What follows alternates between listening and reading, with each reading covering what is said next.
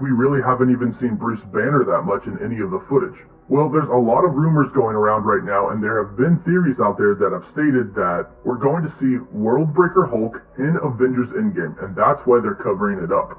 Now, Worldbreaker Hulk is insanely powerful. Many people say he is the strongest Hulk by far. So in this video, I'll talk a little bit about his backstory and how we could see him and how it would make sense pregnant with their unborn baby. But then the ship that brought him to the planet exploded and it killed his wife and his unborn baby and millions of people as well. The Hulk is absolutely infuriated that his friends would rig the ship that sent him there to explode, killing his wife and millions of people, so he sets out to Earth. But first he stops off at the moon and easily defeats Black Bolt, and he sends a message to Earth telling them to evacuate the city because he's coming for blood. Tony Stark gets his Hulkbuster armor and calls in a whole slew of different heroes to try and take on the Hulk. Ultimately, he defeats them all, including Iron Man, the Fantastic Four, and even one of the strongest versions of Doctor Strange.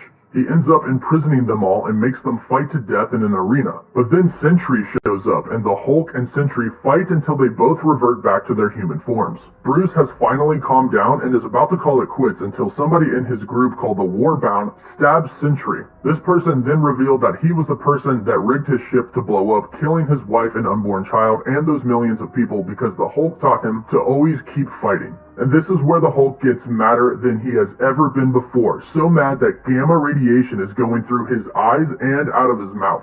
The Hulk slaps his hands together and the force is so strong that it shakes the entire Earth. He then stomps on the ground and with just one step causes earthquakes along the entire eastern seaboard.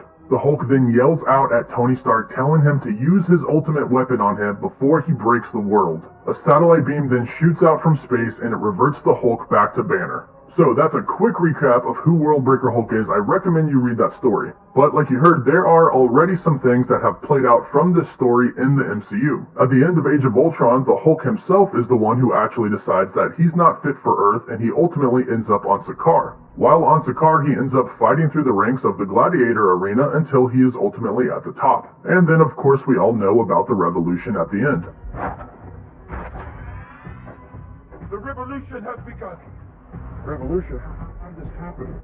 And then of course it's basically confirmed that we're going to get Professor Hulk in Avengers Endgame, which would align with the Hulk and Banner deciding to use the Hulk's body but use Bruce Banner's brain. So I definitely think that we're getting Professor Hulk in Avengers Endgame no matter what. That has basically been confirmed with official promo art from Marvel that has been released. But Professor Hulk has a limitation. In the comics, Professor Hulk has a failsafe inside of him for if he gets too angry, he will automatically revert back to Bruce Banner. This will not defeat Thanos. The Hulk has already lost to Thanos in Infinity War. And the Russo brothers, the directors of Avengers Infinity War and Avengers Endgame, have come out and said that when Thanos and the Hulk fought, Thanos was not using the Power Stone. So it was just hand-to-hand combat and Thanos kicked his butt. So if the Hulk wants to fight against Thanos, he's going to have to get angrier. He's going to have to get madder than he's ever been before. So the question is, what is going to send the Hulk over the edge to make him become Worldbreaker Hulk? And let me just clarify again, they're not going to take the story from the comics. Obviously, it's a completely different story, and they won't call him Worldbreaker Hulk, but it will be a version of the Worldbreaker Hulk.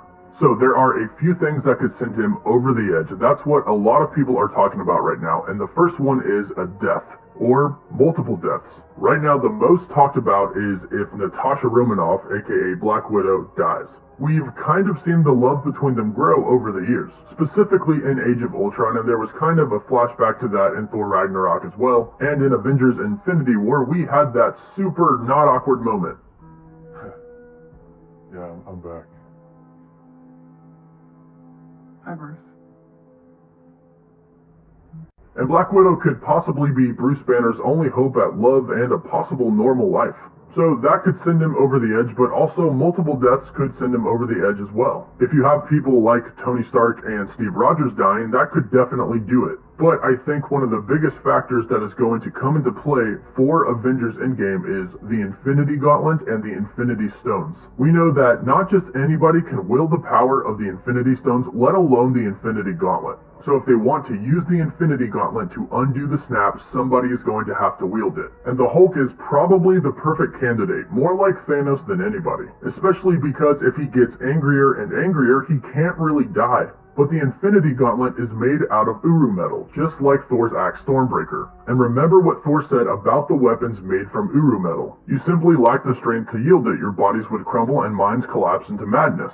The Infinity Gauntlet is a weapon made from Uru metal. You need a certain strength to wield it, and the Hulk may not have that at first. It may send his mind into madness, giving us Worldbreaker Hulk. But at the same time, the Avengers are going to need the strongest possible version of the Hulk that they can get. It may not even take the entire Infinity Gauntlet with all of the stones in it. Even if the Hulk holds an Infinity Stone in his hand, that could be enough to send him over the edge. It took Quill, Gamora, Rocket, and Drax, all of them, to contain the power of the Power Stone, and Quill was part Celestial at the time. So some of the Infinity Stones could still be too much for the Hulk to handle. But it's the Hulk. He doesn't die, he just gets angrier and angrier and stronger and stronger. And this might actually be their plan. If they get a hold of an Infinity Stone, they know that none of them will really be able to wield it. Maybe Thor, maybe Captain Marvel. But they know that the Hulk can't die. You'll have a Hulk that continues to get stronger and stronger as he tries to contain the power of the Infinity Stone, and then you'll have the Infinity Stone. That would be the strongest version of the Hulk that we would see in Avengers Endgame. The Hulk at his strongest level combined with the power of an Infinity Stone. There's been a lot of talk about seeing the strongest possible versions of the original 6 Avengers